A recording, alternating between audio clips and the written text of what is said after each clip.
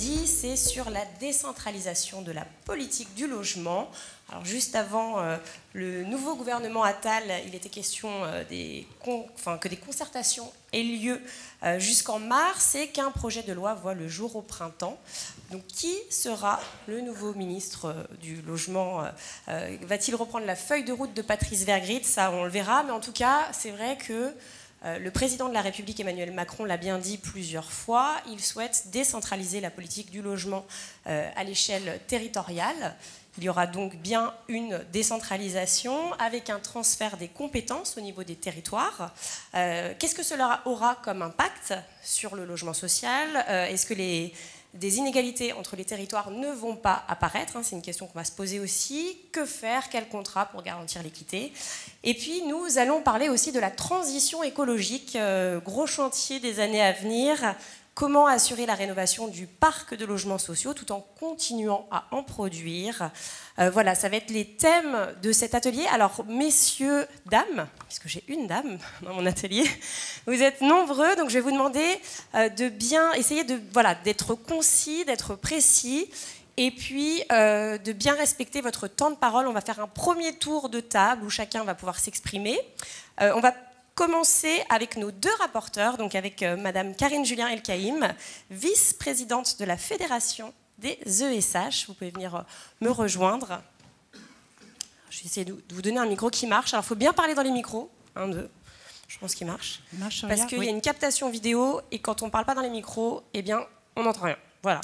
Donc, vous allez nous parler du contexte financier, pour commencer, donc compliqué, qui impacte les bailleurs sociaux, et notamment les ESH, avec un focus sur le livret A. Bon, bonjour à toutes et à tous. Oui, l'objectif au départ, c'est de remettre un peu dans le contexte, et notamment sur les problématiques financières que peuvent rencontrer aujourd'hui les bailleurs sociaux, et notamment en lien essentiellement avec le livret A. Le livret A a en très peu de temps augmenté d'une manière extrêmement importante, puisqu'on est passé de 0,5 à 3% en très très peu de temps, ce qui veut dire à peu près 600% de hausse, et en parallèle, les loyers ont augmenté à peu près de 3,5. Donc sur une base d'une dette de 150 milliards, donc ce qui veut dire des impacts extrêmement importants. Pour donner quelques exemples chiffrés au niveau de la fédération des ESH, donc pour à peu près 60% du parc, donc on a fait des enquêtes, au niveau de 60% du parc, on va avoir sur 2023 une hausse des charges financières qui va passer de 800 millions à 1,5 milliard, donc 700 millions de hausse. Et en parallèle, on a l'amortissement qui va passer, lui, de 2,1 milliards à 2 milliards. Ce qui veut dire que sur l'année 2023, rien que sur 60% des ESH, c'est un montant qui est extrêmement important. Et donc, ce qui se traduit en autofinancement, puisque au niveau de l'autofinancement, on a à peu près 44% des ESH en 2023-2024 qui vont être en dessous du seuil de 3% de l'autofinancement. Et donc ce seuil de 3% de financement, c'est le seuil à partir duquel, au niveau des ESH, on a effectivement un système de contrôle pour pouvoir accompagner ces structures. Donc 44%, c'est un montant extrêmement important qui n'a jamais été vu. Et en autofinancement négatif, là, on a 14% des ESH qui sont concernés. Donc ce qui veut dire que concrètement, d'un côté, on doit rénover, on veut continuer à construire, c'est ce qu'a expliqué tout à l'heure Valérie Fournier. Et en parallèle, on a un autofinancement qui se réduit d'une manière extrêmement importante. Et en plus, beaucoup de SH traduisent aussi tout ça par de la vente HLM pour pouvoir accompagner justement la production neuve.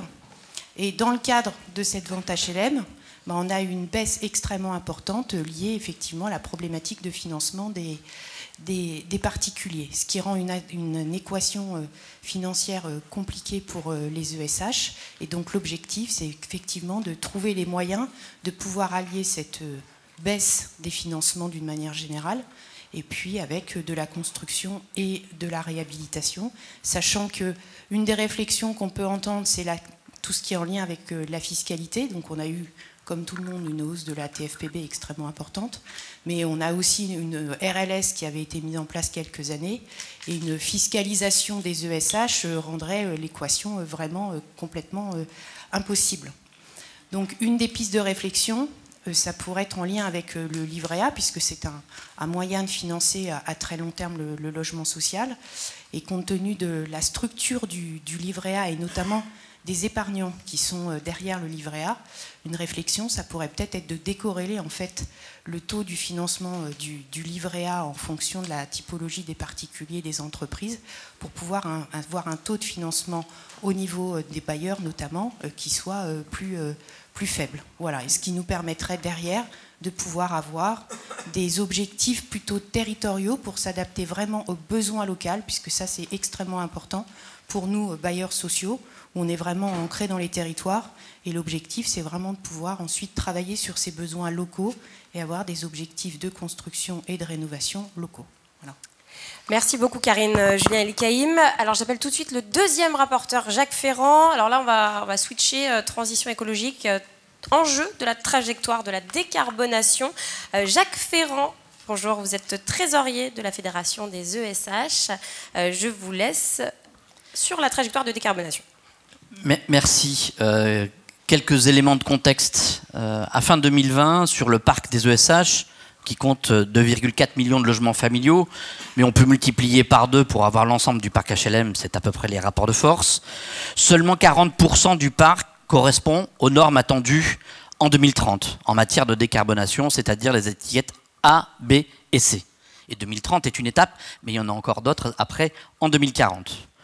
Aujourd'hui, on traite à un peu moins de 50 000 logements par an, chaque année.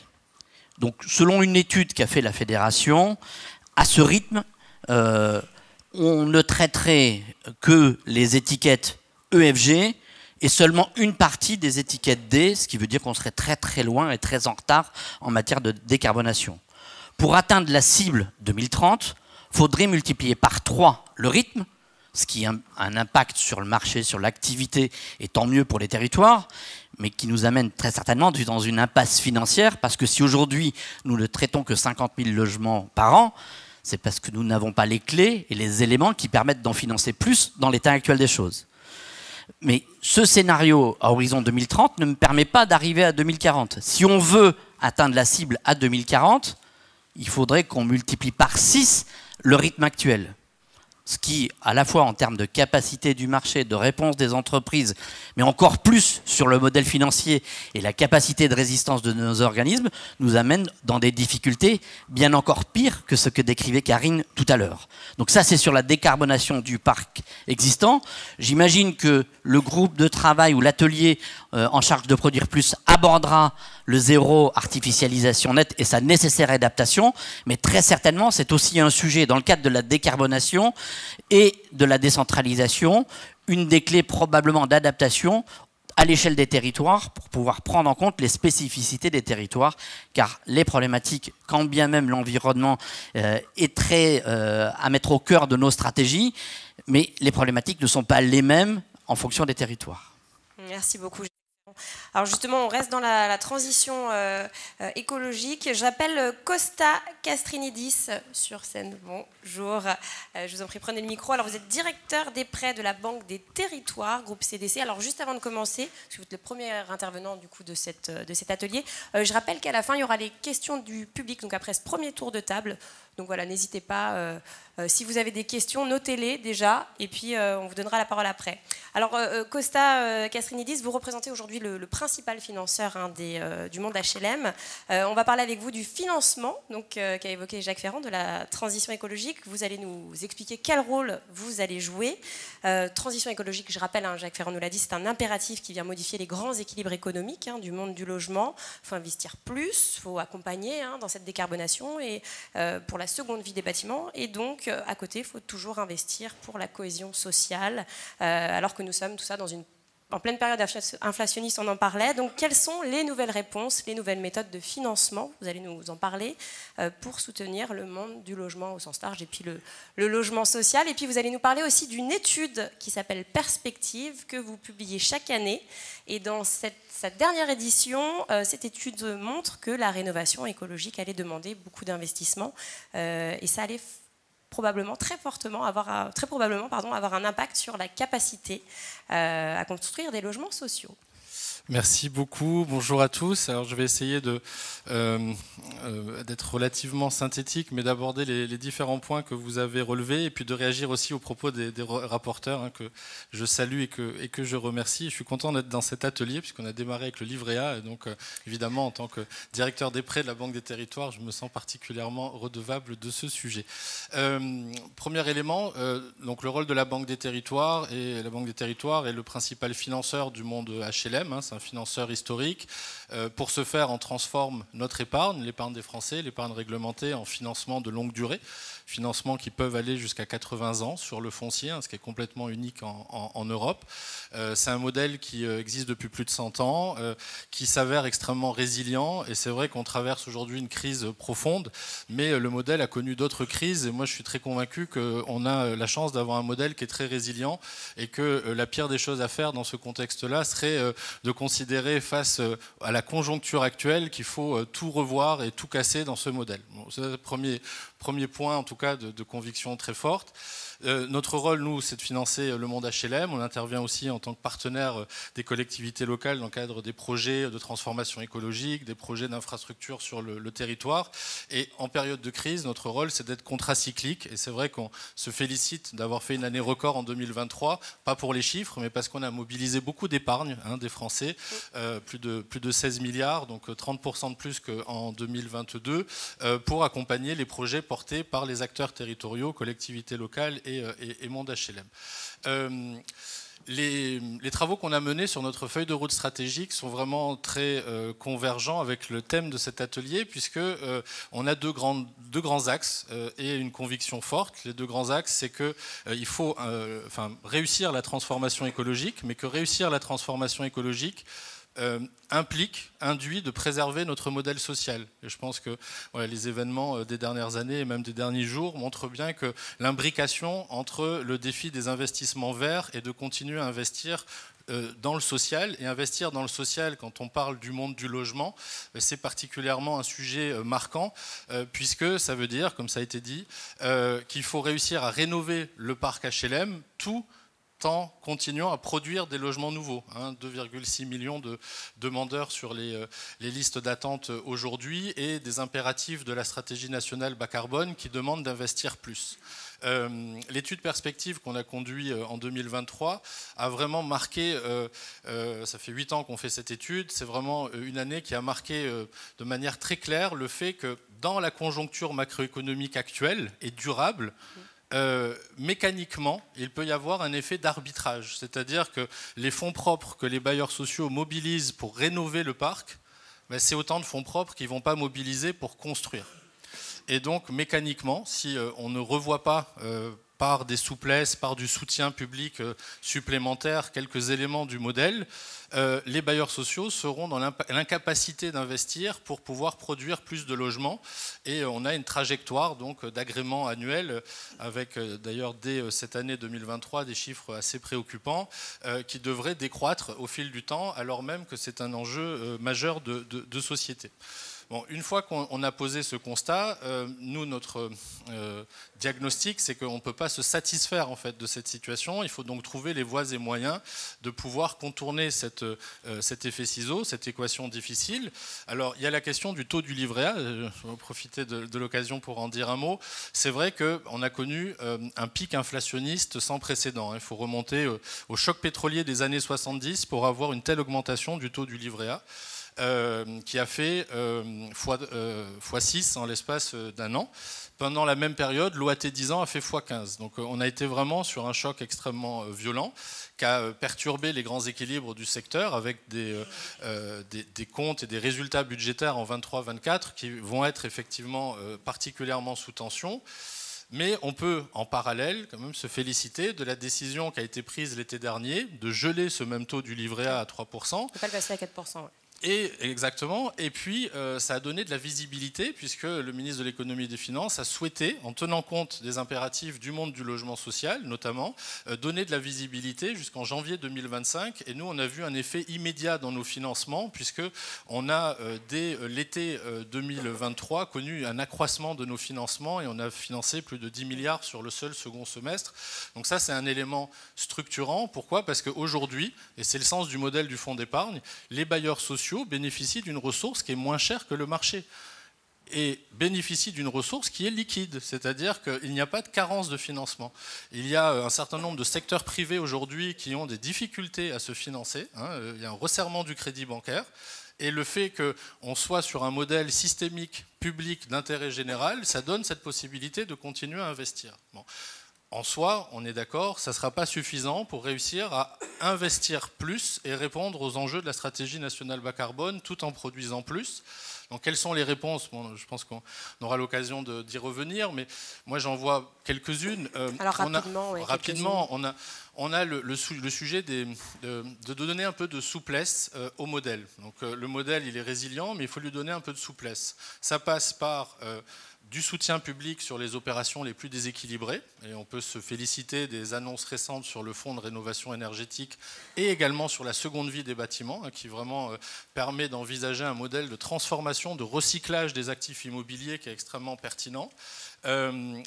On a comme enjeu de pouvoir injecter plus de recettes et de faciliter la diversification des bailleurs sociaux. Moi, je suis convaincu qu'à petite dose, c'est quelque chose d'important pour permettre aux bailleurs sociaux de reconstituer leurs fonds propres. C'est les loyers, le logement intermédiaire, le BRS, des objets de ce type-là qui vont permettre à la fois de répondre aux enjeux sociaux et aux enjeux de verdissement. Et pour en finir, il me semble qu'il y a un vrai sujet également d'union sacrée, c'est-à-dire qu'il faut que les collectivités territoriales, les services de l'État, les agences, les financeurs se réunissent pour pouvoir apporter des solutions. Je trouve que c'est ce qu'on a très bien fait avec nos amis d'Action Logement en 2023, notamment à travers les plans de rachat qu'on a à la fois menés et qu'on a pu financer. Et ça montre bien que cette union sacrée, elle est possible et il faut probablement l'élargir pour trouver les bonnes réponses. Eh bien, merci beaucoup, Costa Castrinidis. J'appelle tout de suite Damien Bottegui, directeur de l'habitat, de l'urbanisme et des paysages au ministère de la Transition écologique et de la cohésion des territoires. Bonjour. Bonjour. Alors, on va continuer dans cette lignée. Là, c'est plutôt côté, on a vu côté banque, côté État, avec les missions que vous portez. Alors, l'ambition, c'est d'essayer, on l'a dit, dans une période extrêmement difficile pour le logement en général et pour le logement social aussi, d'articuler donc rénovation et production, être en capacité d'aider tous les acteurs à assurer la transition écologique, notamment par la rénovation énergétique, tout en continuant de soutenir la production. Alors, je vous laisse voilà, nous parler de vos missions que vous portez. Bonjour, merci de cette prise de parole et bonjour à toutes et à toutes. Alors, je pense que les missions de la DHUP en tant que telles sont plutôt connues par les gens qui sont présents ici, mais c'est plutôt l'occasion aujourd'hui effectivement d'expliquer par rapport au thème et par rapport aux sujets qui ont été évoqués la manière dont l'État, dans une période qui est indéniablement difficile, essaye de trouver des solutions ou d'être au rendez-vous, notamment financiers, des transitions actuelles et des défis qui sont très nombreux pour le logement. Et je voulais notamment effectivement parler des questions de transition et de la capacité à aider la transition énergétique et notamment son financement par rapport à ce qui a été évoqué, avec aussi par rapport à la thématique décentralisation qui sera peut-être davantage évoquée par les élus et les parlementaires ici présents, de l'État qui reste sur la transition voilà, écologique. Mais c'est aussi une illustration du fait que l'État doit et peut rester garant d'un certain nombre de grands équilibres. Sur la transition, je voulais mettre en avant quelques éléments. D'abord, la nécessité pour les bailleurs sociaux et pour le ministère en particulier d'accompagner la connaissance du patrimoine. Vous l'avez dit, il y a un mur devant et une grande difficulté à assurer la rénovation du parc social. Mais enfin, tout commence aussi par la connaissance de ce parc social et donc notamment sur la question des DPE et de la connaissance de l'état du patrimoine par rapport aux DPE actuels. Il y a vraiment une nécessité là-dessus d'investir totalement. Et je voulais particulièrement appeler l'attention sur l'utilité de l'anticipation et notamment le fait que le PSP, donc le plan de patrimoine va progressivement avoir un volet de décarbonation. C'est un point qui est travaillé avec l'USH, qui était dans l'accord de Nantes il y a quelques mois et qui permet justement d'anticiper les choses. Et ça peut permettre aussi d'être un levier pour des modes de financement futurs parce qu'on a la trajectoire de rénovation du parc, parce qu'on sait les capacités de décarbonation, aussi la question du confort d'été, qui est une question très importante et qui prendra sa place dans ce PSP. Donc je voulais partir de cela parce que c'est déjà un point très important. Ensuite, il y a la question des financements. On sait bien que, et Costa en a parlé, le nerf de la guerre de manière générale et par rapport aux enjeux du monde social et à la question du financement. Là-dessus, je voulais dire quelques grandes idées. Même si la situation est très difficile, l'État essaye d'intensifier son effort, ou en tout cas d'être au rendez-vous de l'effort pour éviter justement que la transition se fasse au détriment de la production. Et c'était ce que vous avez dit tout à l'heure. D'abord, sur 2023, il y a eu une enveloppe pour aider à la transition qui était de 200 millions, qui était portée par le FNAP, et on s'aperçoit qu'elle a été consommée à plus de 90% pour à peu près 31 000 logements. Dès que c'est en soi une belle réussite, ça prouve qu'il y a des projets, et ça personne n'en doutait, ça prouve que les bailleurs sociaux sont aussi au rendez-vous. On était à 72% en 2022 de consommation, on est à 90% en 2023, donc on n'a pas de doute sur le fait que les besoins sont là. Et il y a eu un élargissement en fin d'année qui a été très précieux, notamment pour les les immeubles classés E, mais aussi pour les zones tendues ou des raisons sociales, etc.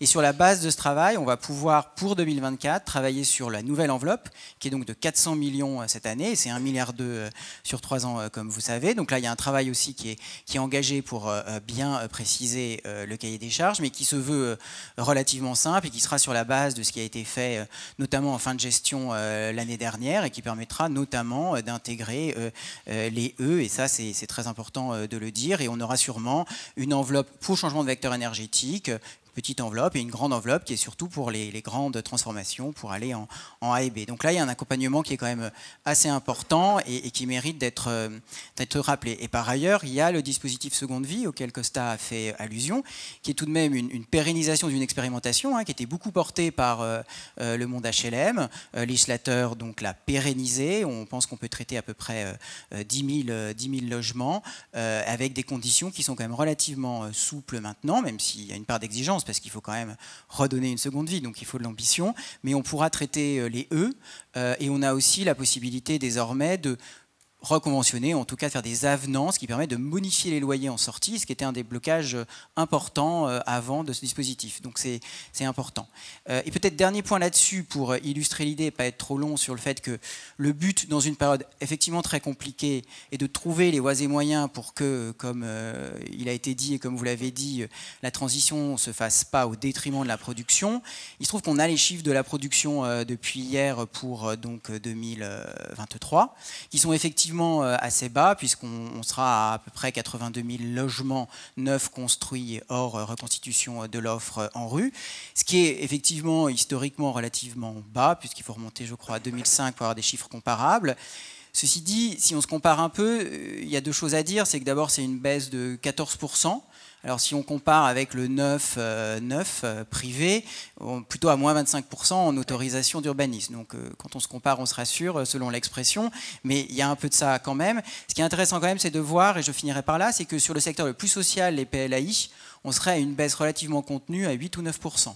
Ce qui tout de même est intéressant. En revanche, mais ce sera une surprise pour personne, le segment qui lui souffre le plus, c'est le plus, avec effectivement une baisse qui sera plus importante. Donc c'est une baisse importante, c'est pas non plus une catastrophe absolue pour dire les choses comme ça, on est sur un rythme bas, mais tout de même le rôle contracyclique a quand même bien marché grâce à une mobilisation très forte en fin de gestion, notamment l'année dernière, avec une mobilisation de tout le monde, bailleurs comme service de l'État, pour sortir un maximum d'opérations en fin d'année. Voilà quelques éléments que je voulais partager. Eh bien, merci beaucoup Damien Bottegui. J'appelle tout de suite Gilles Averrousse, s'il vous plaît. Bonjour. Prenez un micro. Alors, vous êtes maire de Châteauroux, bonjour. Bonjour. Président de Châteauroux Métropole, président de Ville-de-France et vice-président du département de l'Indre. Alors là, vous allez plutôt mettre votre casquette de président de Ville-de-France, c'est ce qu'on s'était dit. Un petit mot peut-être sur la rénovation énergétique avant de rentrer dans le vif du sujet de la décentralisation avec vous. Un petit mot peut-être justement sur cette rénovation énergétique. Oui, bonjour à toutes et à tous. Alors, Ville de France, tout d'abord, c'est l'association des villes moyennes, villes de 10 000 à 100 000 habitants, plutôt préfecture, sous-préfecture, donc avec un maillage assez complet, j'allais dire, du territoire national et d'outre-mer. Sur la rénovation énergétique, évidemment, c'est la préoccupation première de nos concitoyens et des élus. Alors sur le SH, sur la partie bailleur, il n'y a pas d'inquiétude. Bien évidemment, les programmes, je veux dire, se déroulent et les préoccupations sont prises en compte. L'évolution du prix de l'énergie chez nos habitants, il a été décisif pour que le pas puisse être franchi, et puis aussi la multiplication et l'amélioration des dispositifs d'accompagnement financier des habitants, ce qui fait qu'il y a eu un vrai virage ces toutes dernières années, sur le fait de se lancer dans des opérations de rénovation avec une préoccupation première, c'est de faire baisser évidemment la facture énergétique mensuelle des foyers. Voilà, donc un accompagnement des collectivités, particulièrement à l'échelon intercommunal, pour rajouter aux aides nationales de l'ANA en particulier, des dispositifs qui permettent d'accélérer le processus, parce qu'on sait que le bien logé et la partie évidemment dépenses énergétiques participent pleinement au bien logé et au reste à vivre, est quelque chose d'essentiel.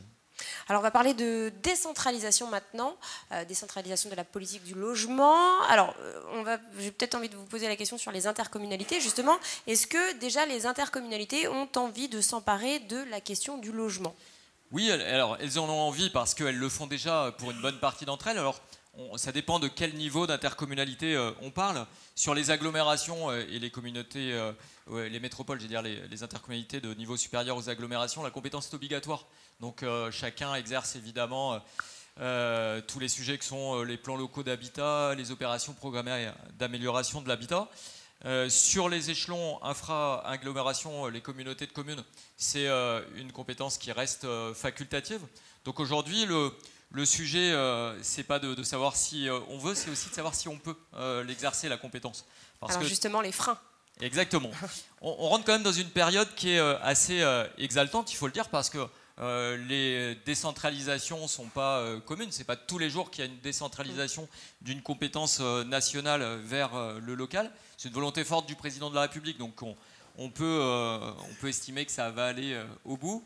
Mais le sujet est beaucoup plus complexe que de vouloir. C'est-à-dire que pour exercer une compétence pleinement, il y a un sujet réglementaire aussi qui édicte la règle et le cadre national. Est-ce que c'est un environnement décidé par l'Assemblée, par le pouvoir législatif, qui s'applique de manière uniforme et qui est décliné sur le territoire, ou est-ce que l'intercommunalité elle-même a un pouvoir réglementaire d'édicter des règles qui soient applicables sur son territoire? C'est vraiment une question aujourd'hui à trancher. Et puis après, quels moyens pour exercer la compétence?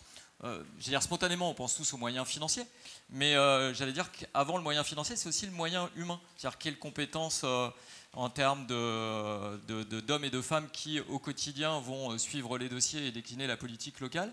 Aujourd'hui, la compétence exercée par le niveau étatique fait que dans tous les territoires, dans les directions départementales, les DDT, vous avez des fonctionnaires qui gèrent cette compétence-là. Donc, comment ils sont transférés aux intercommunalités, en sachant que ce n'est pas la même fonction publique. La fonction publique d'État n'est pas la même que la fonction publique territoriale. Donc il y a ces sujets-là à débroussailler, j'allais dire, et à figer avant de se poser aussi la question des moyens financiers. Quelle fiscalité, quelles ressources financières pour exercer la compétence? Alors ce serait quoi selon vous la solution justement pour éviter qu'il y ait un couac au niveau de ce transfert? Alors transférer une compétence, quand elle est pleine et entière, ça va demander du temps. Donc la solution, c'est peut-être aussi de passer par l'expérimentation, c'est-à-dire ou de fixer un calendrier qui permette de faire les choses progressivement. Parce que tout à l'heure, je vous disais que la compétence, elle était facultative dans les intercommunalités. Il y a des intercommunalités qui n'auront pas la taille critique, qui n'auront pas les moyens ni la volonté d'exercer la compétence. Donc on va se retrouver sur un territoire peut-être avec 2 niveaux de collectivité pour exercer cette compétence. Les agglomérations dont on peut imaginer que naturellement elles vont la prendre et la mettre en œuvre.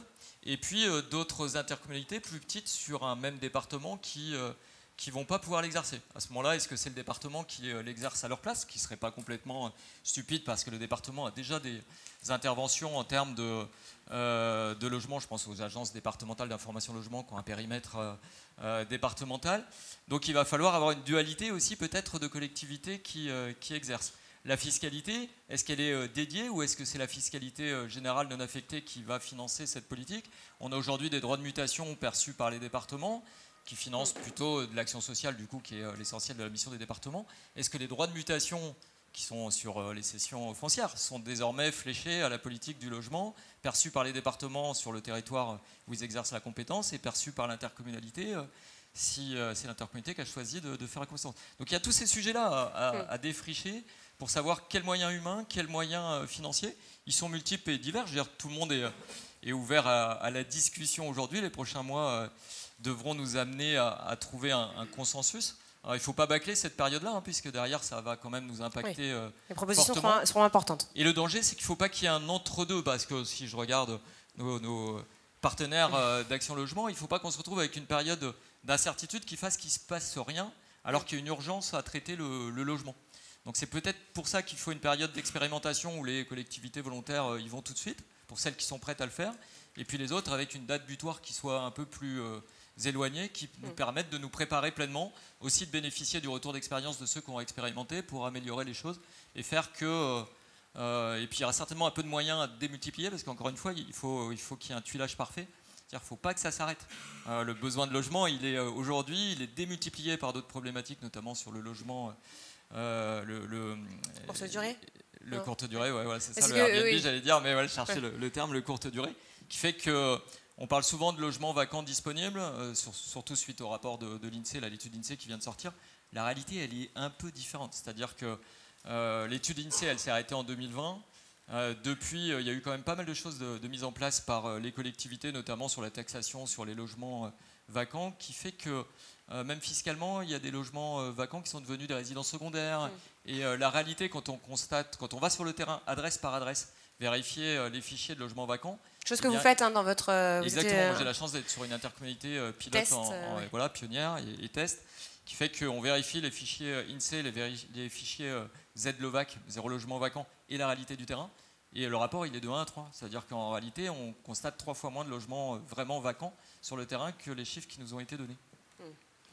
Merci beaucoup, Gilles Averroux. Et je rappelle Désolé pour ceux à qui je tournais le dos, mais c'est pas facile de tourner en regardant l'animatrice. Première préoccupation des maires, c'est de repeupler les centres-villes. J'appelle tout de suite Bruno Arcadipan, président du groupe Action Logement. Bonjour Bruno.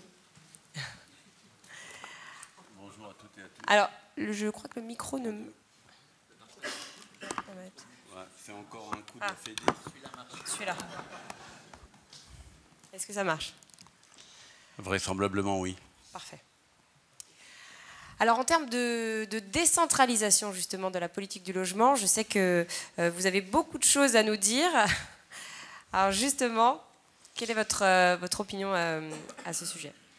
Alors, avant de vous donner mon opinion, si je peux me permettre, et comme beaucoup de personnes me connaissent bien dans la salle, j'ai l'habitude d'être assez direct, et je vais me permettre de profiter de la présence de Richard Ferrand pour passer un message et faire peut-être un tout petit peu d'histoire.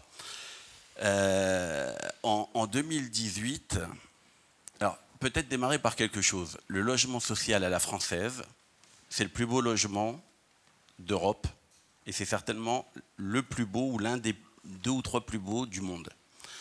On a un système qui fonctionne très bien. Ça vient d'être démontré par tous les intervenants. On a un niveau de financement, alors ok, on se plaint un peu, on dit qu'il n'y en a pas assez, etc. Mais on a un niveau de financement qui nous a quand même permis de faire ce que l'on a fait durant toutes ces années et de continuer à le faire dans des conditions plutôt bonnes. Cependant, en 2018, on prend la RLS. La RLS, 1,3 milliard par an. Je vous laisse faire le calcul. On est en 2024 et vraisemblablement, ça va continuer. Pour la faire très courte, ce secteur, et ça a été dit par Costa, je crois, qui est un secteur économique. Alors je sais que ça passe souvent pour un gros mot, une grossièreté quand on dit ça. Mais là, il n'y a que des ESH, donc on peut dire les choses. Pas que, attention. Pour être très clair, on a perdu à peu près 10 milliards d'euros depuis 2017. C'est un impact qu'aucun secteur économique n'aurait pu supporter. Aucun. On a passé le Covid sans demander une thune. Il n'y a pas une personne dans cette salle, et je parle aux mandataires sociaux, qui ont réclamé au gouvernement 1 euro. On a assumé nos responsabilités, on a pris pour nous le fait de garder nos collaborateurs, etc., etc. Et dans les gens qu'on applaudissait, on oubliait souvent ceux qui étaient dans les quartiers, les amortisseurs, nos gardiens, ceux qui restaient au contact, continuaient à sortir les poubelles malgré le Covid, continuaient à dire aux gamins de se taire dans les couloirs, etc., etc. Notre métier, ce n'est pas que loger nos concitoyens. Notre métier, et notamment, je me permets de le dire parce qu'on est le plus gros groupe français, et peut-être que de temps en temps, il est important qu'on sorte pour dire les choses de façon un peu brute. Aujourd'hui, et ça a été prouvé, ça a été expliqué, on parle beaucoup du livret A, mais on peut parler aussi de l'inflation, on peut parler aussi du coût des matières premières, du coût que la construction de façon générale, les coûts que l'on a dû assumer, et on a fait tout ça à bas bruit. Aujourd'hui, lundi, j'étais au vœu du MEDEF, j'ai écouté Bruno Le Maire, j'étais à ses vœux le lundi d'avant, j'entends le même discours, on doit faire des économies, on va aller chercher 12 milliards d'euros. Si dans la tête de certains, on peut imaginer que les dodus dormants, ça existe encore, ça, c'est fini.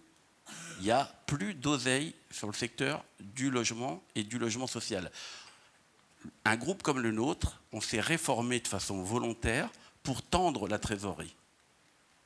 Ce n'est pas un autre qui l'a fait, c'est sous l'impulsion des partenaires sociaux, et mon vice-président est dans l'atelier d'à côté, mais un groupe paritaire comme le nôtre a pris ses responsabilités, on a tendu la trésorerie de façon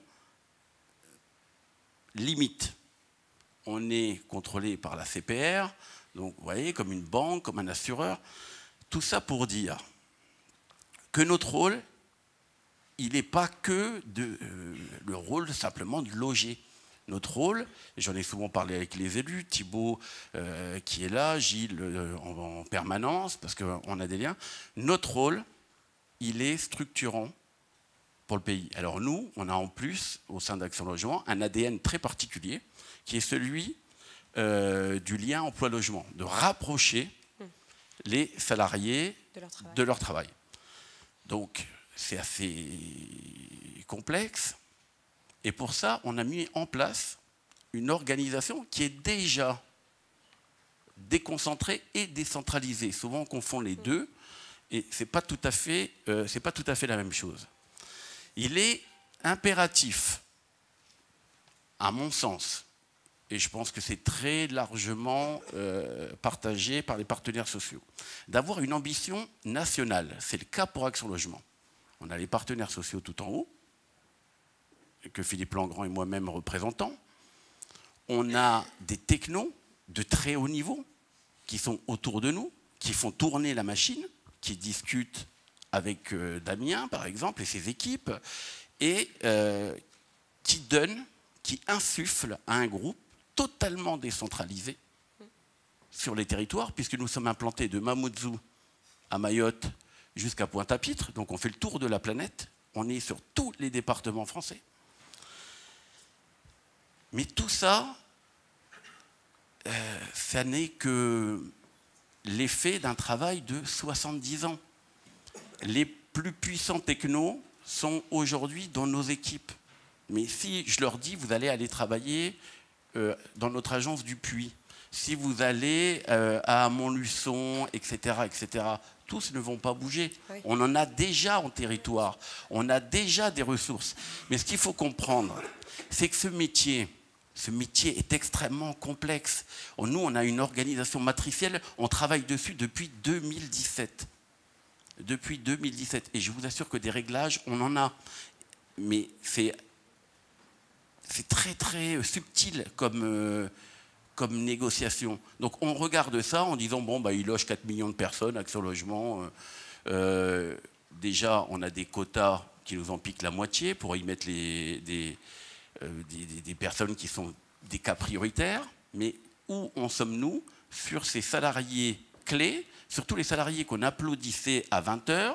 Que faisons-nous de l'infirmière, de la sage-femme, de la caissière, etc., etc., où on ne sait plus les loger? En 2017, le fichier des demandeurs de logements sociaux était de 1,7 million. Aujourd'hui, il a dépassé les 2,4 millions. On fait que ça. On fait que ça. Donc, réhabiliter, oui. La rénovation énergétique, vous avez vu, en décarbonation, on a lancé un plan de 70 milliards d'euros. Oui, bien sûr, mais on doit tout faire. On doit décarboner, mais on doit continuer à construire. Il y a 1200 bassins d'emploi en France. 1200. C'est assez facile. Voilà, on les cible. Et autour de ces trucs, on doit construire des logements pour nos salariés. Si on ne fait pas ça, moi je le dis de façon très claire, on aura un problème sociétal à un moment donné. Alors je suis très heureux que Damien Bottegui soit arrivé. On a eu des discussions fort sympathiques au début, enfin musclées on va dire. Et Damien est un passionné, vous l'avez vu. On est tous là autour de la table, des gens qui avons envie de faire pour nos concitoyens. Alors oui, il faut professionnaliser. Nous, on ne fait que ça depuis 2017. On organise, on trie. Nos propres filiales, on a mutualisé plus de 600 sociétés. C'est un énorme travail, mais ça se prépare. Ce n'est pas quelque chose que l'on peut faire facilement.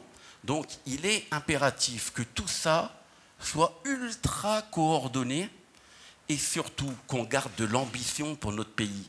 Imaginez demander à chacun dans son coin de dire toi tu veux en faire combien, toi tu veux en faire combien, toi tu veux en faire combien, et bien l'addition ça fait autant.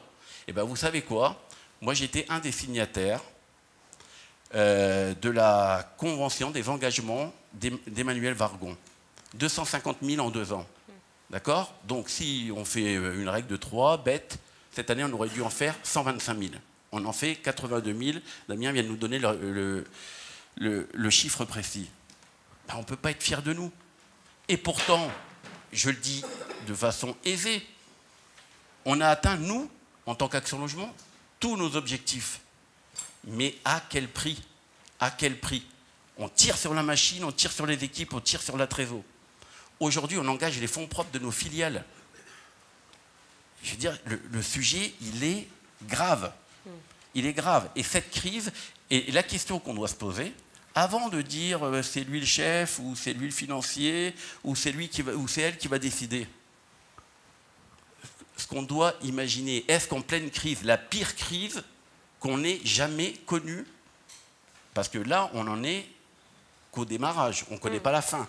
Si on ne fait rien, est-ce que c'est au moment où on connaît la pire crise du logement et donc de la construction que l'on doit lancer une décentralisation? C'est la première question à laquelle on doit en termes de timing, est-ce que c'est répondre. Bon voilà. Après, moi, je l'ai dit, on a mis en place, sous l'impulsion des partenaires sociaux, une organisation extrêmement matricielle. On a la copie de notre conseil d'administration sur chacune des régions de France. On a des sociétés de production, il nous en reste 45 pour le logement social et 5 pour le logement intermédiaire. On a mis en place des directions régionales d'Action Logement qui, elles, distribuent les services et notamment les prix 1%, etc. Mais le sujet est extrêmement complexe. C'est un sujet d'experts où il faut impérativement être capable de relancer le parcours résidentiel jusqu'à l'accession à la propriété. Donc voilà, il faut prendre les cas un par un, dire voilà, il y a de l'hypersocial, il y a du social, il y a de l'intermédiaire. On ne peut pas faire le tri, c'est comme les enfants. On ne peut pas dire lui il est bon et je le garde, lui... Eh bien non, on doit tout faire en même temps. On doit être capable, dans un pays comme le nôtre, avec les structures que l'on a. On a quand même un pilier du financement, Action Logement prend sa part. Toutes ces SA prennent leur part de la construction.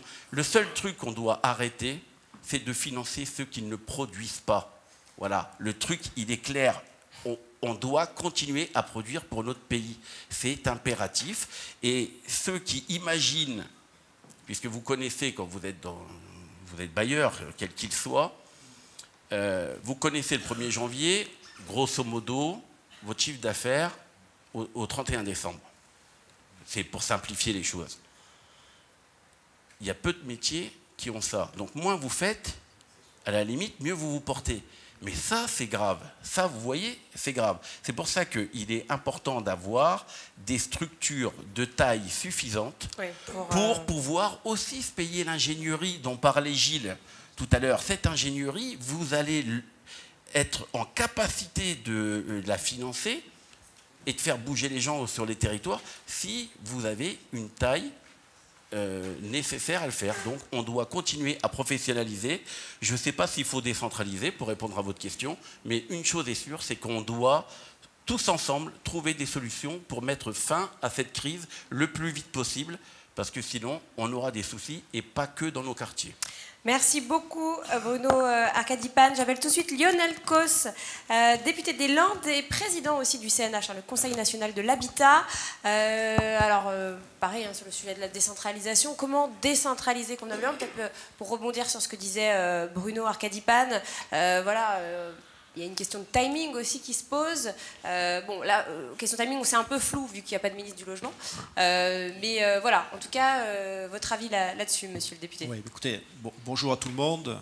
Merci de m'avoir invité.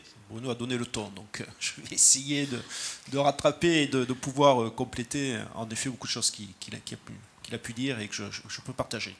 D'abord me présenter, vous dire qu'avant d'être député, j'ai été maire. Oui, c'est vrai. Et qu'en tant qu'ancien maire, je peux avoir des convictions, mais aussi je vais reprendre le mot qui a été prononcé par la présidente de l'ESH en introduction, c'est-à-dire j'ai aussi des doutes. Et en tant que député, j'ai aussi des convictions et des doutes. Maintenant, mon objectif, c'est d'arriver à les faire converger. Donc, je peux vous dire que j'ai des débats internes et que ces débats aujourd'hui, comme les débats que je peux avoir au CNH et ailleurs, j'espère me permettront de pouvoir arriver vers une convergence qui nous permettra d'apporter des réponses à tous ces enjeux. Ce que je voudrais peut-être compléter à ce qui a été dit, c'est qu'à mes yeux, nous sommes sur un système aujourd'hui hybride. Bon, déjà, il faut savoir ce qu'on met dans la compétence au logement, plutôt que parler déconcentration, décentralisation, différenciation. Déjà compétence au logement, qui fait quoi?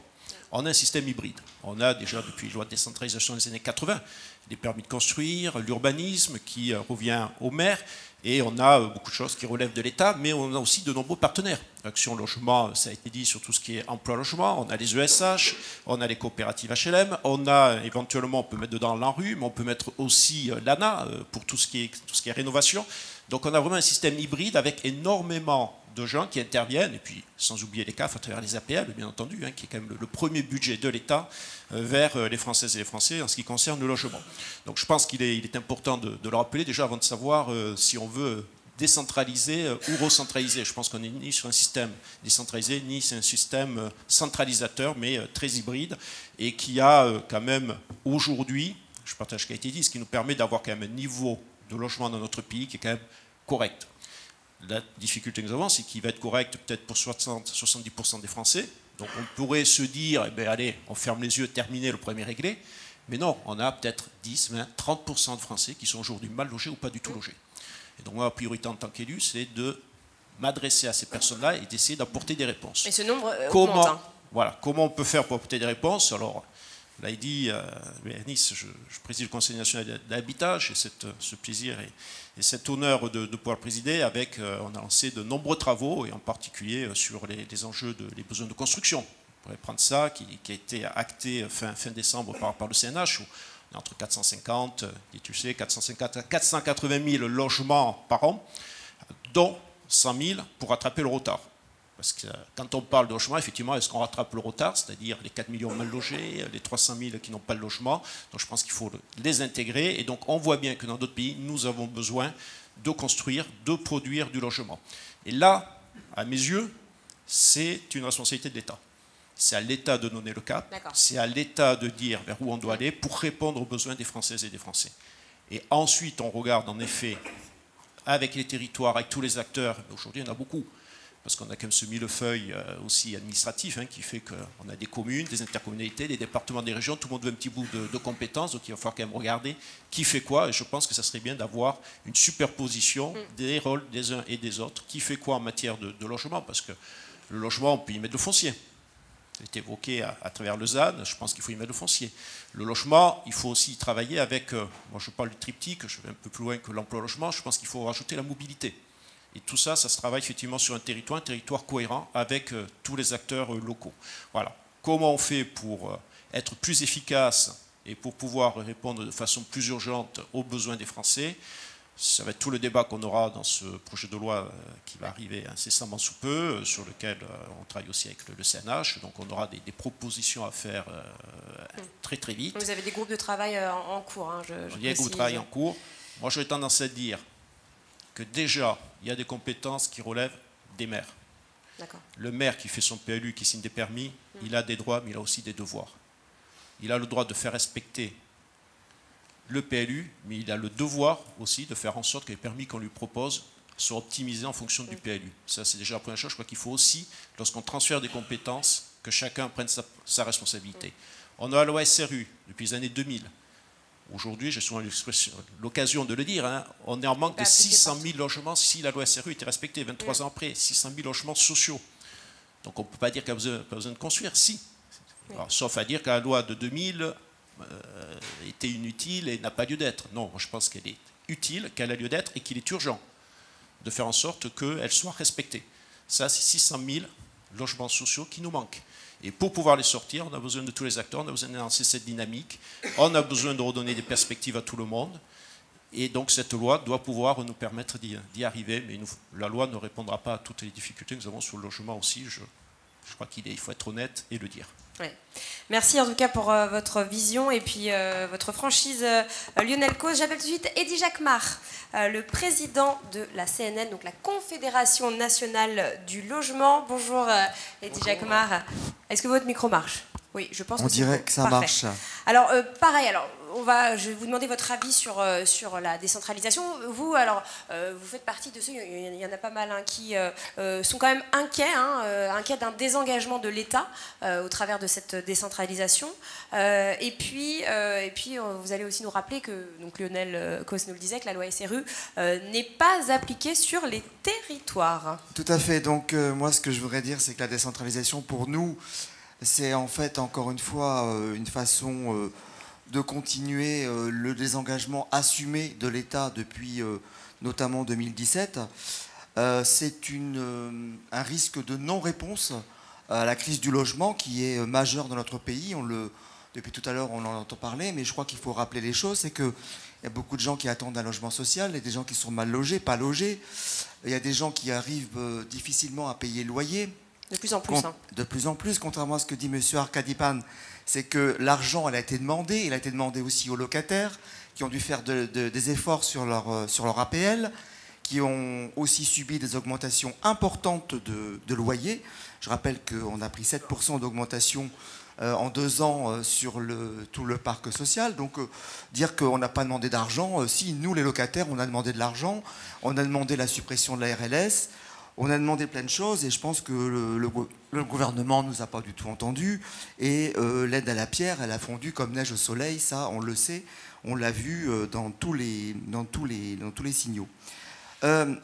On est inquiet, pourquoi? Parce que en fait, ce projet de loi de décentralisation, quand on regarde ce qui a été fait depuis 2017 et quand on regarde ce qui a été fait depuis 2022, notamment, la seule réponse qu'on a eue de ce gouvernement par rapport à la crise du logement, c'est une loi anti-locataire. Je parle de la loi Kasbarian qui, habillée, soi-disant pour quelques squatteurs, on a attaqué la remise en cause du maintien dans les lieux pour les locataires, avec beaucoup de risques. D'ailleurs, on verra les conséquences de cette loi à la fin de la trêve hivernale, et je crois que véritablement, on a raison, je crois, d'être inquiet sur cette loi. Et en plus, je dirais avec l'actualité, on voit que depuis 15 jours, on n'a même plus pas de gouvernement, mais on n'a même plus de ministre du logement. logement. Voilà. Donc ça veut dire que... Et on a Christophe Béchu qui sera là tout à l'heure. Vraiment, ce gouvernement, on a vraiment l'impression qu'il n'y a pas de crise du logement en France. On a vraiment l'impression que tout va bien. Oh si, on le dit quand même. En tout cas, dans la conférence de presse du président de la République que j'ai écoutée attentivement, je n'ai pas entendu beaucoup de préoccupations et de mesures qui seront faites sur le logement. Alors justement, vous avez des mesures, des propositions oui. fortes, oui. radicales. Quelles sont-elles? Alors sur la loi SRU, la proposition phare de la CNL notamment, c'est l'inéligibilité des maires qui ne respectent pas la loi. C'est-à-dire qu'en fait, les maires qui ne respectent pas la loi, c'est un pacte républicain, la loi SRU, et sur lequel l'État doit justement être garant, puisque pour nous, le logement, c'est une fonction régalienne de protection de l'État, de la solidarité nationale.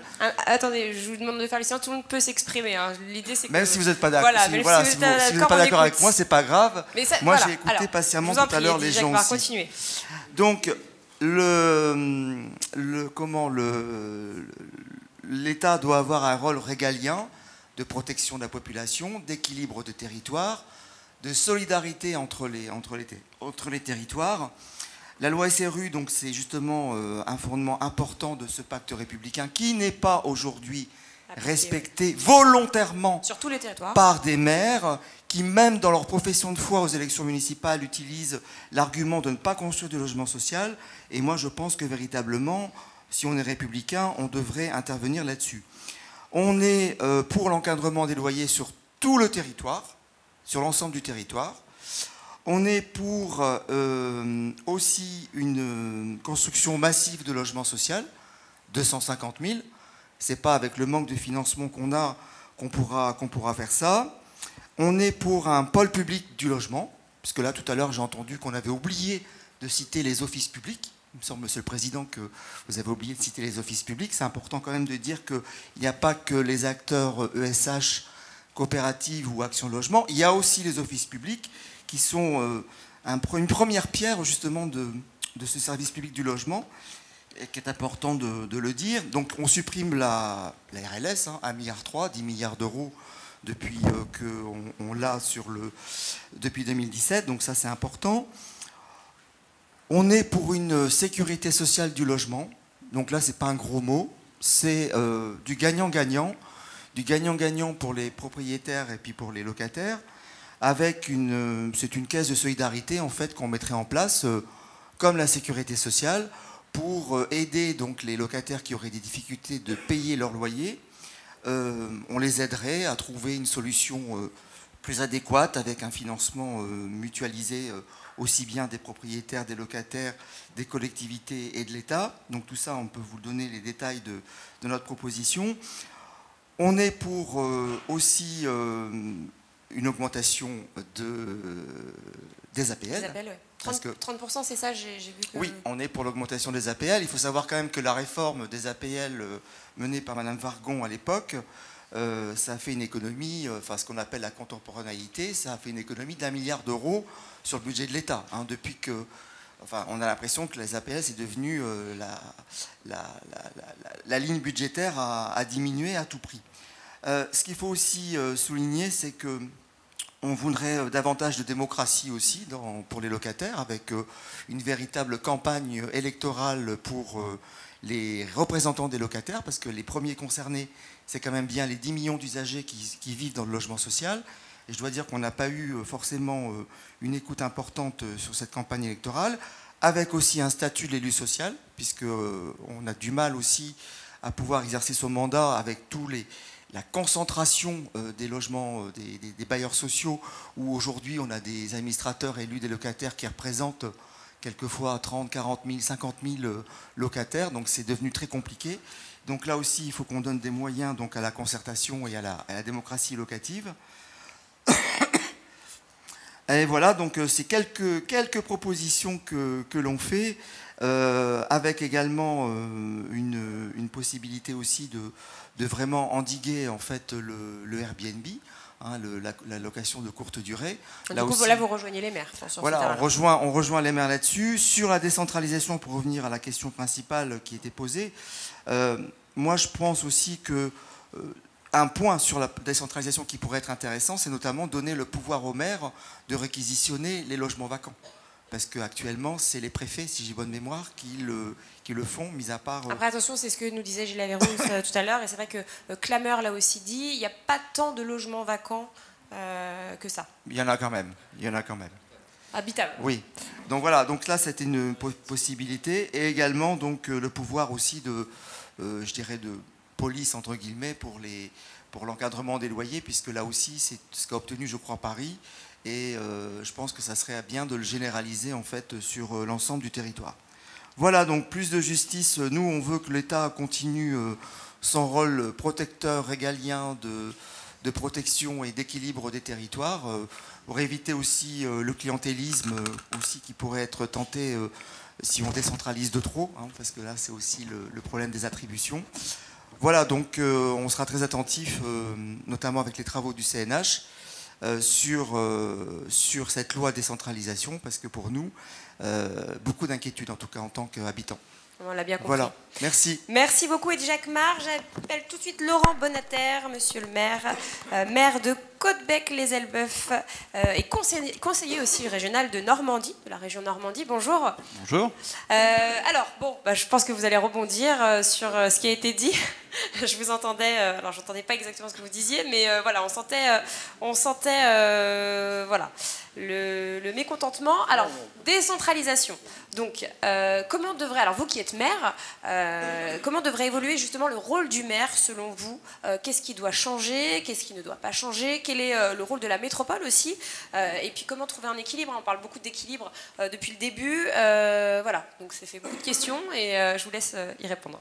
Merci beaucoup, bonjour à toutes et à tous. Je n'exprimais pas du mécontentement, j'avais des réactions eu égard à un débat qui porte sur la décentralisation de la politique du logement et qui partait sur un aspect très centralisateur. J'ai même entendu ou cru comprendre qu'on voulait centraliser les attributions de logement, ce qui me paraît être une très mauvaise idée en l'occurrence. Il y en a eu quelques-unes qui ont été dites. Le rôle des maires, il est important. Je me retrouve tout à fait dans ce que mon collègue et président Gilles Averroux a dit.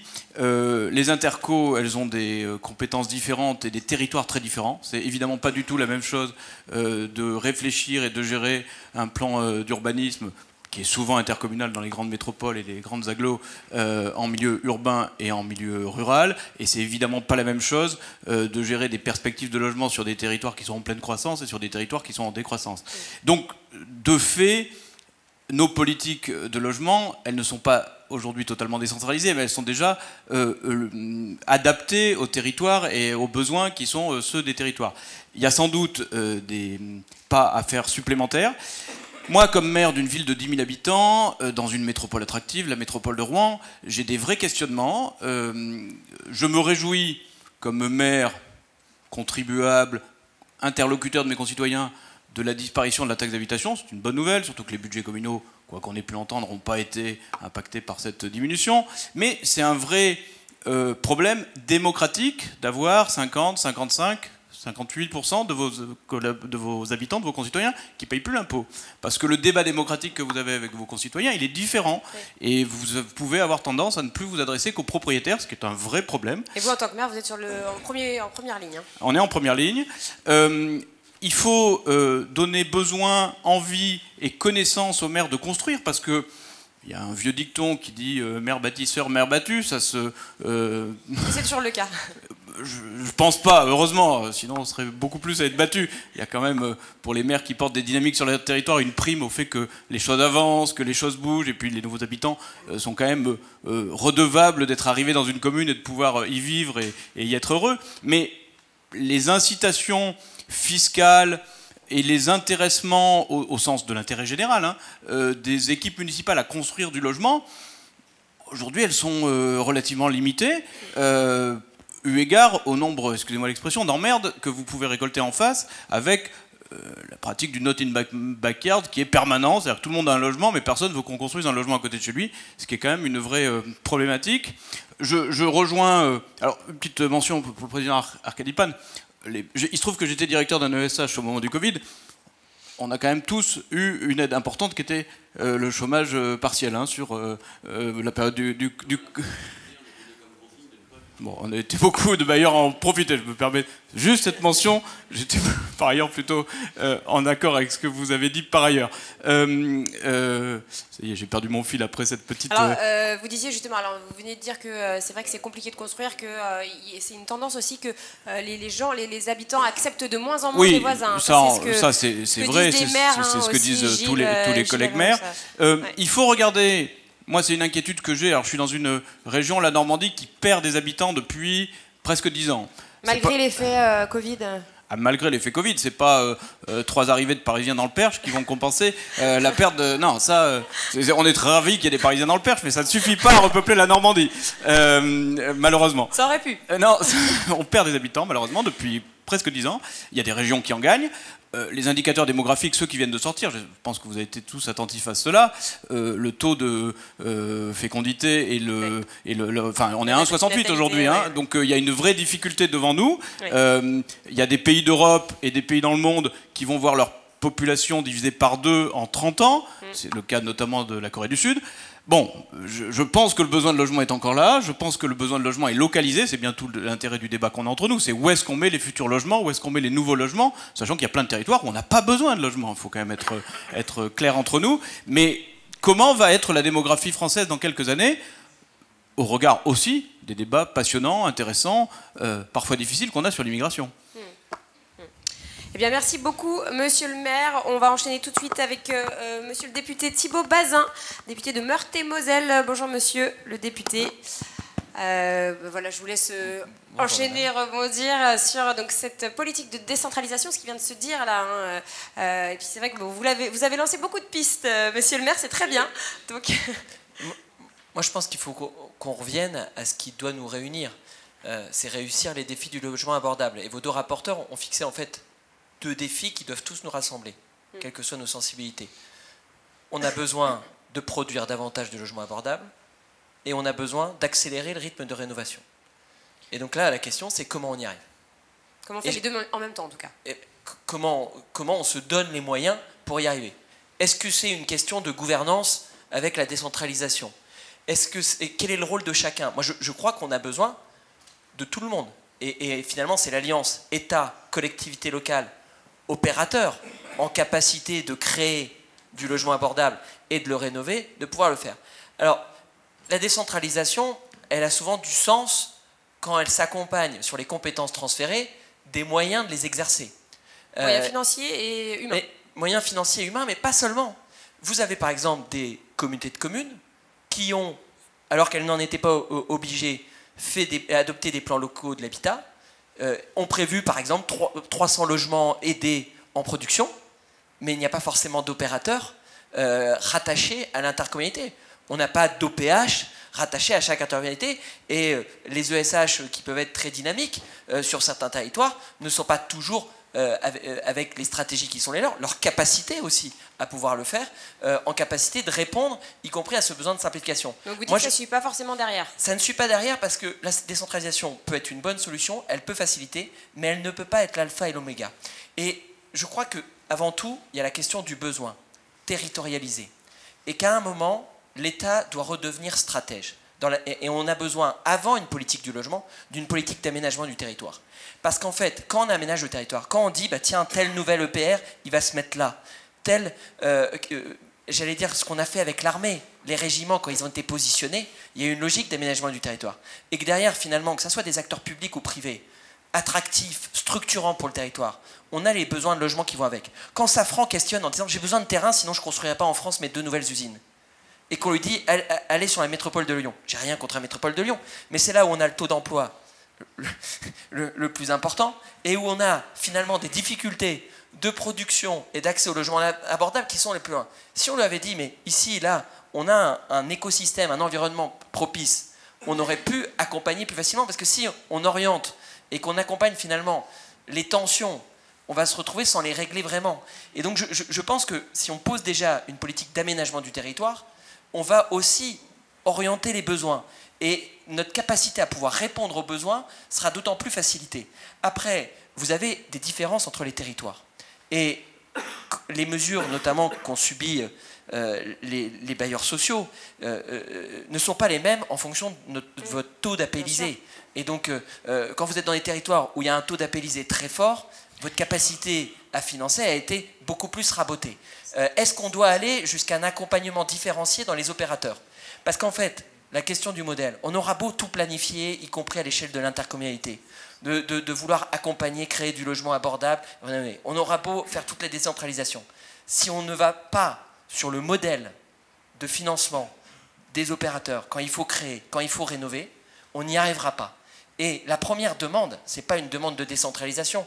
Bien sûr, on peut avoir des territoires engagés sur le logement et créer 30 000 logements. Ce n'est pas à l'échelle des défis pour notre pays. Je pense qu'il faut écouter aussi la question du modèle et redonner une capacité d'autofinancement. Et cette capacité d'autofinancement, si demain, c'est de dire il faut que les collectivités abondent, aident à l'investissement, je ne suis pas sûr qu'elles vont y aller, sachant qu'on n'est pas dans un partenariat gagnant-gagnant, parce que avoir des logements sociaux dans son territoire, ça rapporte pas forcément tout de suite, notamment en termes d'autonomie fiscale, et ça revient à la question, et c'est là où il faut qu'on mette en cohérence l'ensemble de nos politiques publiques. Décentraliser, oui, avec des moyens qui vont avec, oui, mais avec aussi une cohérence dans les politiques publiques qui fait que si on s'engage pour mettre en place du logement abordable, on a aussi, de manière gagnant-gagnant, les moyens de pouvoir y répondre en termes d'environnement et de qualité de vie. Et finalement, le triptyque logement, emploi, mobilité, il ne doit pas nous opposer, mais nous rassembler. Et finalement, tout ne dépendra pas que des élus locaux, tout ne dépendra pas que de l'État, et tout ne dépendra pas que des opérateurs. En fait, il faut qu'on puisse répondre à l'ensemble d'une crise protéiforme, et en répondant à chaque aspect de cette crise, on pourra apporter une réponse. Sinon, on risque de faire semblant. Eh bien, merci beaucoup, monsieur le député. On enchaîne assez rapidement parce qu'il ne reste pas beaucoup de temps. J'appelle tout de suite Michel Fréchet, le président de la Confédération Générale du Logement, la CGL. Plouf, plouf. Hein. Oui, c'est bon, ça marche, ça fonctionne. J'ai pas fait beaucoup. Bon, je me souviens surtout de deux éléments qui ont été apportés par les prédécesseurs. Le premier, c'est oui, je vous ai vu prendre des notes. L'important coût de la transition économique. Écologique, pardon. Écologique, oui. Alors, j'ai envie de dire, oui, ce sera un coût important, mais pour les usagers aussi. Et moi qui suis un des représentants des usagers, je me dis, mais quel va être le niveau de ce coût pour eux? J'attire l'attention de l'assistance pour rappeler que le taux d'impayé ou de paiement partiel des loyers suite à l'augmentation du coût de l'énergie, dans le logement social, c'est passé, je crois, de 3% à environ 10%, oui, d'après les statistiques dont je me souviens. Du mois de novembre. Donc, oui, il faut quand même avoir présent ça à l'esprit. Les usagers, les habitants du secteur HLM ne sont pas des gens très riches, très fortunés. D'ailleurs, c'est pour ça qu'ils sont dans des logements sociaux. Et donc, attention, quand on fait la transition écologique, attention aux coûts pour les usagers. Et parmi ces 10%, je précise qu'ils le disent, c'était soit les charges, soit le loyer. Ils ont oui, globalement, effectivement, c'est ce qu'ils disent. La même personne qui parlait de l'importance du coût de la transition écologique nous parlait de préserver notre modèle social. J'ai le sentiment qu'il y a là deux idées un peu antinomiques. Avec les moyens dont on dispose aujourd'hui et le taux d'endettement de notre pays, je vois mal comment on va pouvoir assurer une transition écologique complète et en même temps préserver notre modèle social. Ça n'est pas, en tout cas, le chemin que nous voyons emprunté par les pouvoirs publics actuellement. En ce qui concerne toujours la transition écologique, on oublie de dire trop souvent que la France rejette dans l'atmosphère moins de 1% des gaz à effet de serre. C'est des statistiques que j'ai entendues dans de nombreux débats chez de nombreux journalistes. Or, quels sont les pays qui aujourd'hui dans le monde polluent le plus? Ce sont la Chine, l'Inde et les États-Unis.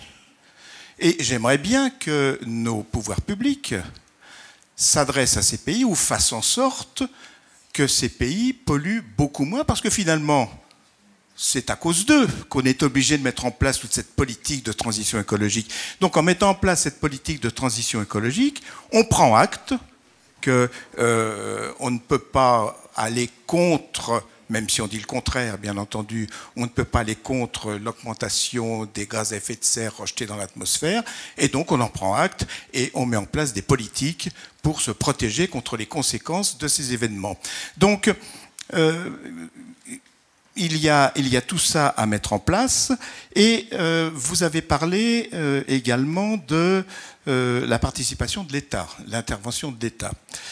Moi, je fais partie des gens, et mon organisation aussi, qui sont partisans de l'intervention de l'État.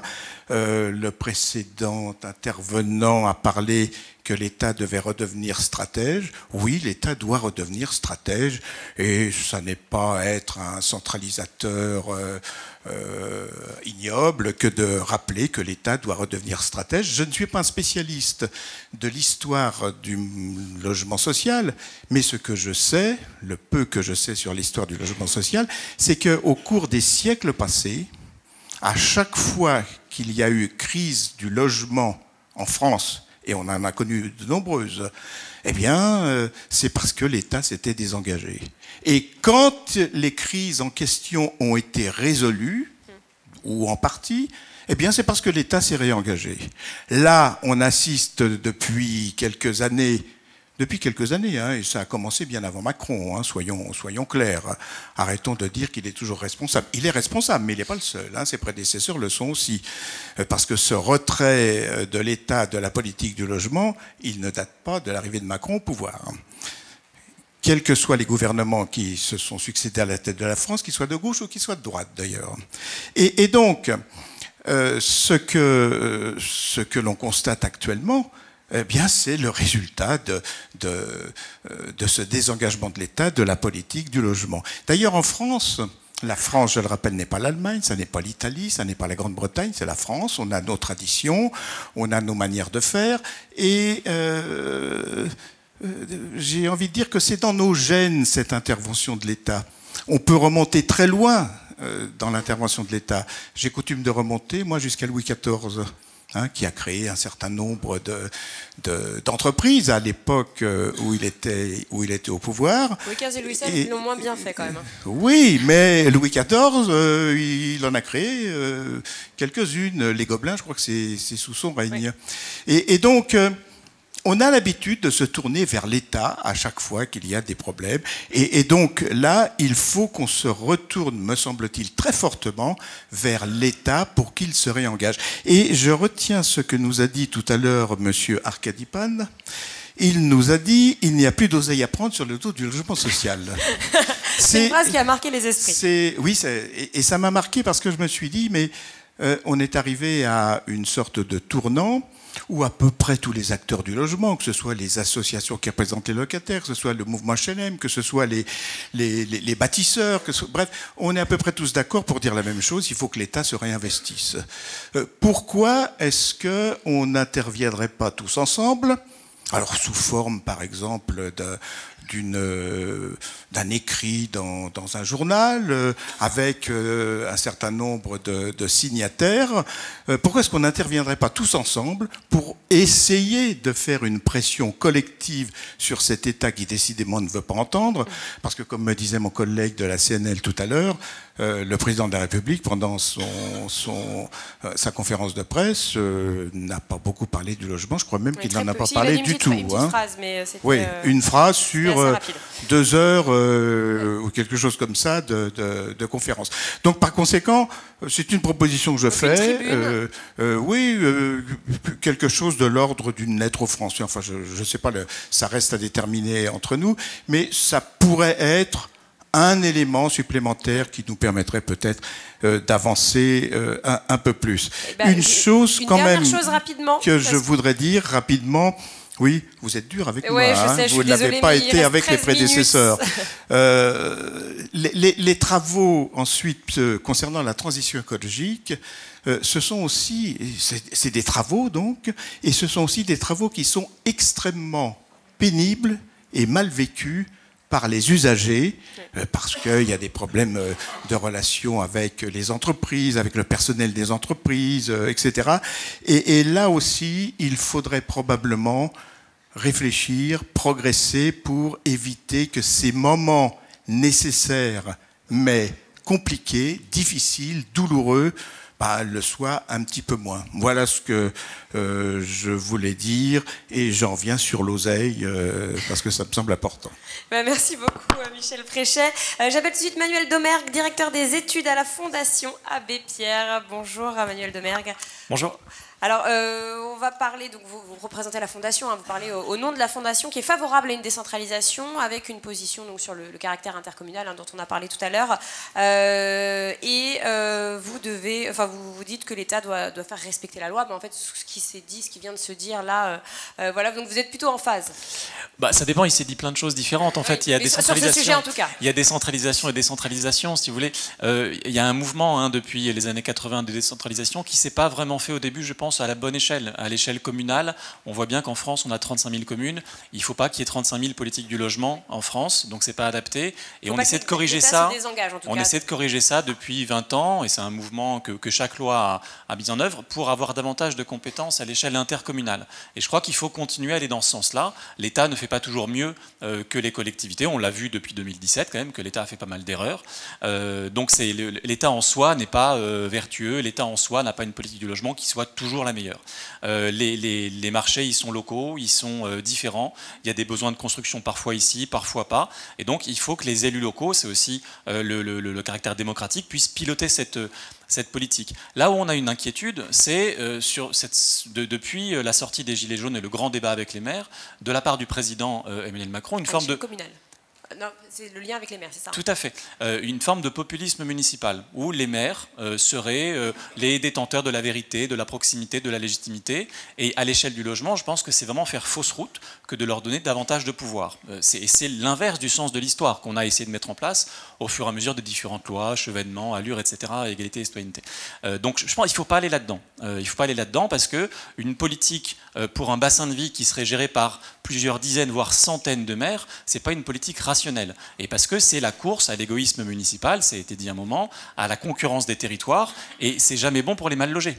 Parce qu'on sait très bien que si chaque maire de petite commune doit choisir tout seul dans son coin les attributions HLM, les DALO, les prioritaires, les sans-domicile, etc., toutes ces populations qui ne sont pas toujours très désirées par les élus locaux, par les riverains, vont en faire les frais. Donc c'est là qu'il faut avoir des politiques qui soient pilotées à l'échelle intercommunale avec un contrôle de l'État. C'est là que l'État a un rôle à jouer qui est très important, c'est de s'assurer que, comme pour la loi SRU, il y a des quotas de production, il y a aussi des quotas d'attribution qui ne sont pas respectés par beaucoup d'acteurs différents, et il faut que force reste à la loi. Donc ça, c'est le rôle de l'État, avec des sanctions si nécessaire, et avec si nécessaire la reprise des compétences si jamais elles ne sont pas exercées dans le cadre de la loi. Et puis ça a été dit plein de fois, et là je suis tout à fait d'accord, un soutien financier, un soutien en termes d'ingénierie, les fonds friches, les aides à la pierre, les APL, etc., pour aider les collectivités. Et encore une fois, le niveau de collectivité, il est important. Les communes, quelles qu'elles soient, à part des très grandes, ne sont pas équipées et ne seront pas équipées pour lutter contre les marchands de sommeil,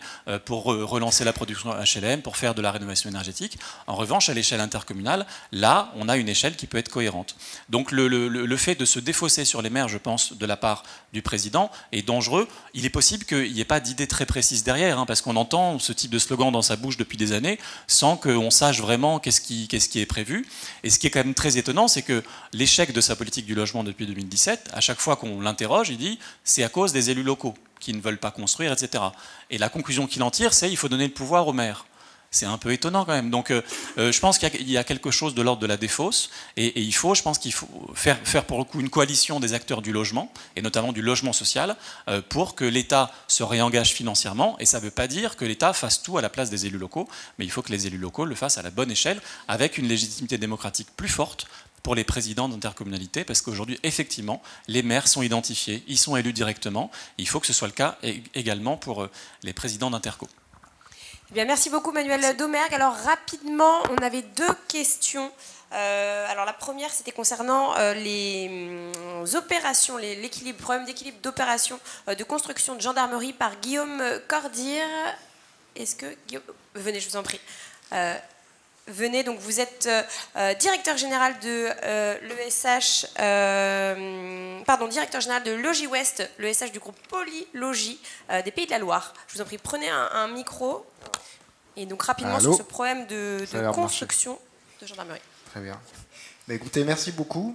Donc, je reprends les thèmes d'équité républicaine et de contrat territorial de la table ronde, donc pour vous parler des militaires qui assurent notre sécurité et qui considèrent parfois qu'on a un peu trop de points sur nos permis de conduire. Donc vous les avez reconnus, ce sont les gendarmes.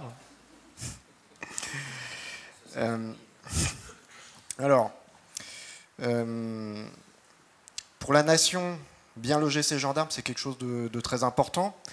Il n'est pas rare qu'il y ait aujourd'hui des constats d'insalubrité faits par les ARS sur des logements de gendarmes. C'est un sujet dont on ne parle pas beaucoup, donc il y a un sujet de logement. Il y a un sujet de motivation aussi pour ces personnels, parce que quelqu'un qui est mal logé, on ne peut pas lui demander une efficacité ou une motivation extraordinaire. Aujourd'hui, les colonels de gendarmerie se font enguirlander par les épouses des troupes. Je le tiens de la bouche d'un colonel, hein, je ne l'ai pas inventé. Du coup, le bailleur aussi derrière, forcément. Et c'est un sujet d'équité des territoires, parce qu'une gendarmerie, c'est d'abord de la production de sécurité. Et donc pouvoir positionner les brigades là où il faut, c'est bien un gage d'équilibre et de cohésion des territoires pour la nation. Alors les casernes de gendarmerie, elles sont le plus souvent réalisées donc soit par des bailleurs sociaux, que ce soit des OPH ou des SAD-HLM, soit par des communes. Aujourd'hui, je suis assez inquiet sur ce sujet de construction de gendarmerie. On a un modèle qui entoure la construction des casernes qui est en grande difficulté face à l'augmentation des coûts de l'argent et l'augmentation du prix des travaux. Et donc votre question s'adresse Ma question s'adresse au directeur de l'administration centrale du logement. Parce que quand on regarde le modèle des gendarmeries, on voit bien que le rédacteur des textes, donc du côté de l'État, a eu à cœur de protéger les intérêts de l'État. Alors je le comprends, je suis moi-même fonctionnaire de l'État et j'ai commencé à la DHUP, donc je trouve ça assez normal. Il y a des atouts pour l'État, c'est qu'une gendarmerie, qu'elle soit à Niort ou à Nice ou à Dunkerque, elle est payée la même chose en termes de loyer. C'est des réalisations qui sont tout à fait homogènes parce qu'il y a un référentiel hyper cadenassé qu'on applique complètement à la lettre. Et puis par ailleurs, les loyers sont invariables sur des tranches de 9 ans. Donc ça veut dire qu'en réalité, en euros constants, les loyers baissent du point de vue du bailleur. Donc on voit l'intérêt pour l'État, mais on voit aussi la limite. Parce que ma question, c'est un peu, est-ce vraiment un atout? Parce que l'effet miroir de cette qualité, c'est que du côté du bailleur, on a un modèle de paiement qui méconnaît le coût de l'argent. Parce qu'en fait, on vous paye la même chose, quel que soit l'emprunt que vous avez pu mobiliser derrière. On est dans une phase de taux plutôt élevé. Le modèle ne met pas le loyer en proportion avec le prix de revient de l'opération, ce qui est quand même ennuyeux. Et puis le fait d'avoir des loyers invariants par tranche de 9 ans et qui peuvent en plus être renégociés unilatéralement, c'est très insécurisant. Moi, ce que je me dis, c'est que techniquement, un projet d'une caserne, on devrait pouvoir la sortir en 6-7 ans, entre un début de on cherche un terrain et on la livre. Aujourd'hui, ce n'est pas le cas. Sur les Pays de la Loire sur lesquels je travaille, je suis capable de citer une dizaine de projets qui ont plus de 10 ans d'ancienneté et qui, pour certains, ne sont pas prêts de sortir. C'est une problématique qu'on connaît bien chez Logis Ouest, parce qu'on a étudié 5 casernes de gendarmerie en Loire-Atlantique. Au bout de 7 ans, on va en sortir une. On a proposé la reprise à nos 13 confrères de Loire-Atlantique pour les 4 autres, dont 2 avec un permis de construire. Il n'y en a aucun qui a voulu les reprendre. On a amené le terrain et le permis de construire. En général, dans la profession, on vous saute au cou quand vous amenez un terrain, un permis de construire. Surtout qu'en plus, pour les gendarmeries, c'est pas not in my backyard, c'est please in my backyard, hein, du point de vue des riverains et des élus. Moi, l'idée, ce serait de dire qu'on pourrait réformer ce modèle sans coût récurrent supplémentaire pour l'État. Il y a une problématique de déficit budgétaire qui est quand même assez claire. Costa Castrinidis nous a rappelé l'OAT x15. Moi, j'ai en tête le déficit budgétaire de l'État, 150 milliards par an. Il y a une problématique pour les bailleurs. Karine Julien qui nous a rappelé 44% des ESH. J'ai pas tenu mes 3 minutes, c'est ça? C'est bon? Il reste 3 minutes. J'ai presque fini. 44% qui auront un autofinancement en dessous des seuils d'alerte, donc c'est quand même assez problématique. Mais je pense qu'en déspécifiant ce modèle, je ne sais même pas si ce mot existe, en le rapprochant de quelque chose de plus traditionnel en termes d'immobilier, on pourrait sortir les choses, accélérer radicalement la sortie des projets, répondre à la commande politique du président de la République, parce qu'il y avait un engagement de campagne présidentielle qui était de sortir 200 brigades de gendarmerie dans des délais courts, puis sans oublier de trouver une issue favorable aux projets préexistants. Alors je vais paraphraser Valérie Fournier, qui nous a dit en introduction, pas de place à la polémique, mais dialogue et échange, et que la posture de la fédération, c'était d'ouvrir des petites agoras. Donc j'en arrive à ma question, au bout de 5 minutes, ça paraît normal. On y est. Alors, la question. Du coup, je ne vous propose pas d'ouvrir le groupe de travail numéro 28-32.4 de la HUP, mais plutôt d'ouvrir une petite agora entre la DHUP, la Fédération des ESH, la Caisse des dépôts. On a déjà commencé à échanger entre nous avec Didier et puis avec Costa, parce que je pense que sur ce sujet, on pourrait poser un diagnostic partagé et trouver des solutions où on ne vient pas taper simplement pour demander de l'argent. Voilà. Alors, Damien Bottegui. Oui. Non, mais merci beaucoup pour la question. Je ne vais pas répondre ligne à ligne. En soi, je ne sais pas s'il y a besoin d'une agora ou d'autre chose. Bon, enfin, si c'est toute idée de solution et de simplification qui permet de mieux sortir ce type de produit et de répondre aux besoins, évidemment bienvenue. Donc on est tout à fait prêt à y travailler. Il y a d'autres partenaires probablement effectivement à intégrer dans le travail, mais la proposition est bien prise. Je comprends que le travail est engagé, donc oui, bien sûr. Très bien. J'appelle en vitesse Pierre-François Gouifès. Bonjour. Je vous en prie. Alors, je vais vous donner un micro qui marche. Je peux trop prendre celui-ci. Donc, vous êtes en charge des questions européennes pour la fédération. Alors, et vous aviez une question également? Non, je n'avais pas de question. Ah, un petit mot alors. Un petit... Voilà. Un petit mot de fin. On ne m'avait pas prévu qu'il fallait que je prépare une question, donc j'en ai pas. Une petite note, pardon. Oui, donc c'est plutôt keynote pour parler en bon français. Donc la fédération fait un travail un peu de benchmark des écosystèmes de logement social dans différents pays européens. 3 pays qui ont une forte tradition de logement social, les Pays-Bas, l'Autriche et le Danemark. 2 qui ont massivement privatisé leur secteur de logement social, l'Allemagne et la Grande-Bretagne. Et puis 2 pays qui ont des secteurs de logement social résiduels qui sont l'Italie et la Pologne. Juste par rapport aux questions traitées par cet atelier sur la centralisation et la rénovation écologique. Sur la centralisation, il y a d'ailleurs les débats qui ont lieu, il y a un tempérament français en faveur du jacobinisme et de la centralisation. C'est anthropologique, puisque les systèmes des autres pays sont quand même fondamentalement plus décentralisés. Partout, l'État a un rôle d'organisateur général du système du logement social quand il existe. Il définit les lois de fonctionnement des opérateurs, il définit les règles de protection des locataires, il définit l'orientation générale, il définit les grands mouvements sur le secteur, la privatisation massive en Allemagne au début des années 90, le right to buy thatcherien au début des années 80, ou les mouvements qu'il y a eu par exemple aux Pays-Bas, aller vers un modèle résiduel, puis après le réélargir aujourd'hui. La particularité française quand même, c'est le rôle très important de l'État comme opérateur. Et un bon exemple, c'est le sujet des attributions de logement. Dans le benchmark qu'on a fait, il y a le contingent préfectoral n'existe pas dans les autres pays, avec un rôle majeur des collectivités locales dans les attributions et des opérateurs eux-mêmes. Et sur le sujet, pour conclure sur le deuxième point de l'atelier, sur les réhabilitations écologiques et thermiques, c'est un sujet absolument universel, en tout cas partout en Europe. C'est un des points centraux du mémorandum que fait Housing Europe en vue des élections européennes dans 4 mois. Et puis après, il y a des exemples intéressants dans certains pays. Aux Pays-Bas, ils avaient mis en place une taxe sur les logements, sur les opérateurs sociaux il y a 10 ans. Ils l'ont supprimée contre des engagements très forts en matière de performance énergétique, et notamment de changement de vecteur et de supprimer fondamentalement le chauffage au gaz, qui était absolument majoritaire aux Pays-Bas. Et puis un autre exemple intéressant, c'est le système autrichien, où là, il y a une obligation pour les opérateurs de logement social, qui sont des structures à but non lucratif, spécialisées immobilières, d'avoir un équilibre au niveau des opérations, et donc globalement, ils intègrent dans leur coût le coût des rénovations avec éventuellement des compléments de subvention. Voilà, c'était un peu ce point de recul que je voulais proposer en complément de ce débat, et je n'ai pas de questions. Voilà. Bon, merci beaucoup pour ce mot de la fin. Alors il est 16h02, l'atelier se termine. Je vous invite à aller prendre un café à l'extérieur, et puis on se retrouve dans la salle principale à 16h15. Voilà, merci beaucoup.